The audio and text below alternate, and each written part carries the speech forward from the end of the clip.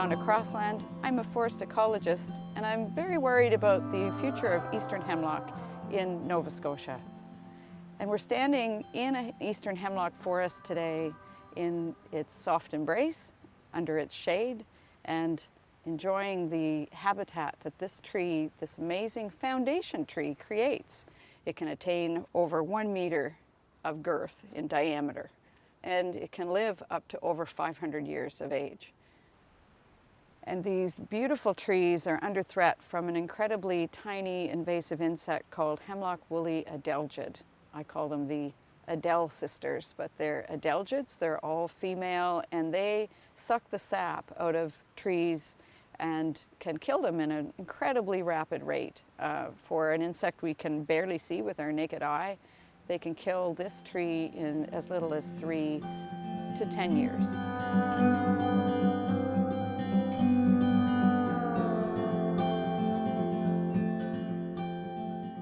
If you're a landowner wondering if you've got eastern hemlock in the first place, eastern hemlock is one of only 2 tree species that has flat needles. And so you can see these tiny flat needles. If you pluck a needle off, you won't be able to roll it back and forth in your fingers because they're flat. They grow in 2 rows along the stem. And the only other tree you might confuse this with is balsam fir. Of course, this one is the one that we grow for our Christmas trees, but you can see that it is not as delicate as our eastern hemlock. And so it's remarkable that eastern hemlock has these tiny, tiny needles, but yet it grows into the largest conifer tree that we have. Some people call it the redwood of the east. When we look at the trunk of the eastern hemlock, quite often you'll see the bark in these striations, whereas spruce has a more scaly bark. It doesn't have these linear striations. So your next question is, does this tree have HWA, or Hemlock Woolly Adelgid? If it's spring or summer, it's probably easier to just look at the health of the tree, and the tree will tell you how well it's doing. It will tell you its health by looking at the very tips of the boughs and seeing whether it's got its full set of needles. Like for instance here, we know something is happening. It doesn't have its full set. And then as well, we can look at the canopy density, because as it begins to drop needles to the forest floor, the canopy is going to thin. The treetop will be thinning. We can use a canopy density card. It's just a simple device that you can print at home. You can get it off the Medway Community Forest website. Measure your canopy density by taking your card, standing about an arm's length away from the tree trunk, and then looking straight up into the canopy and holding the card up like this. Hold the card up over your head and shift your focus from the card to the canopy and back to the card, and try to match what you see in terms of the light coming through the tree tops and the needle cover to which circle more closely matches the canopy image.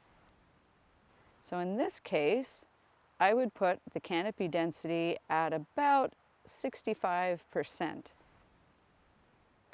Now it's very important that we take this measurement from near the tree trunk when we're looking up, because we want to be consistent, and we also want to get the full set of needles. So if we stand out further, closer to the drip line or the outer edge of the canopy, of course it's going to be much thinner because there's fewer needles out here, and so you might conclude that your canopy density is only maybe 35% or 25%, and that would lead to the wrong conclusion. The reason why we want to measure this is we need to ensure that this tree remains healthy enough that if we were to treat it with chemicals, systemic chemicals that operate inside the trunk, that there's enough photosynthetic pump, Mother Nature's workhorse of this tree, that's going to pull the product up the trunk into the needle canopy and where the adelgids are feeding. And we want at least 65% canopy density in order to use some of the most common chemicals that we use to treat the hemlock. So there are two criteria that we mainly use in Nova Scotia to determine whether a tree is healthy enough to treat with chemicals, if that is something the landowner chooses. And one is the canopy density. The other is whether or not the tree has new growth. And when we've got a tree where the branches are not close to the ground, that can be hard to determine. If the tips are bare, meaning that the needles fell off and now you're just looking at a bare twig with no needles, then this tree is in real trouble, because once it stops making new growth, once the adelgid is feeding to such an extent that the tree drops its new needle growth, the tree is going to die very quickly. The tree is telling us that it's turning yellow. You can see it's losing its nice dark green color, and we know that this is from Hemlock Woolly Adelgid. These are hallmark signs that the adelgid is there. The best time to look for Hemlock Woolly Adelgid is in late winter or in the springtime, because that's when the adelgids are at their largest. She's been growing all winter, and then there's a spring generation that grows very rapidly and gets large and woolly very quickly. Another way to check the health of your tree is in the month of June, when the new growth has flushed, which is this beautiful lime green new growth.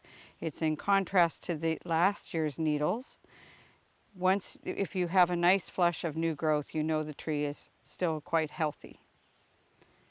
However, flipping it over, you can see the egg sacs there ready to settle out on the new growth. The crawlers are going to settle from this second generation of HWA onto the new tender shoots. So we look at the underside along the base of the needles on the woody twiggy part. And here we find the growing white woolly masses of the adelgid. And so inside those, in late winter, early spring, will be where the eggs are found, as well as the adult adelgid. In late winter and early spring, you can pick the fallen branch tips off the ground and just examine them for HWA, because that'll give you an indication of what may be happening high up in the canopy. If you're like me and you need a little bit of visual assistance, you may need your reading glasses, or you may need to invest in a hand lens, and they can help you see the adelgid up close. You may want to also try using a powerful headlamp. What's recommended is a 2000 plus lumen headlamp with a focusable beam, and this will save you a lot of guesswork. There's an even easier way I've discovered, without going to all this trouble, that you can tell whether or not Hemlock Woolly Adelgid is starting to affect your trees. Let the trees tell you. In some places, you'll see the understory start to die out first, and you'll get this smoky gray haze through your forest understory, and that's a sure signal that you've got HWA.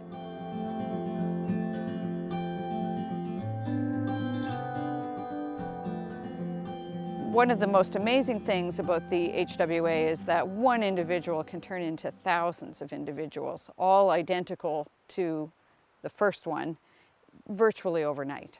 And so it can very rapidly overwhelm the tree. She has 2 generations a year, and they're all clones. You just need to bring one tiny adelgid into your forest, and it can rapidly infest and overcome the whole forest ecosystem.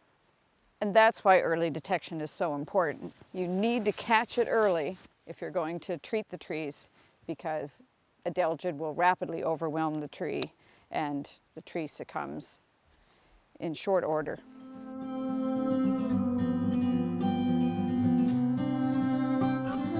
And I would advise that you check your tree at least once a year, if not twice a year, and maybe take some notes. Measure, you could number your trees or memorize where they are on the landscape. Take a little notebook and write down what this tree's canopy density is and whether or not it's got new growth.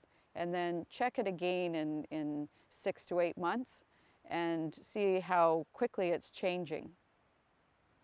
We keep in mind that there's a long-term plan to managing HWA and conserving healthy hemlock on the landscape in Nova Scotia.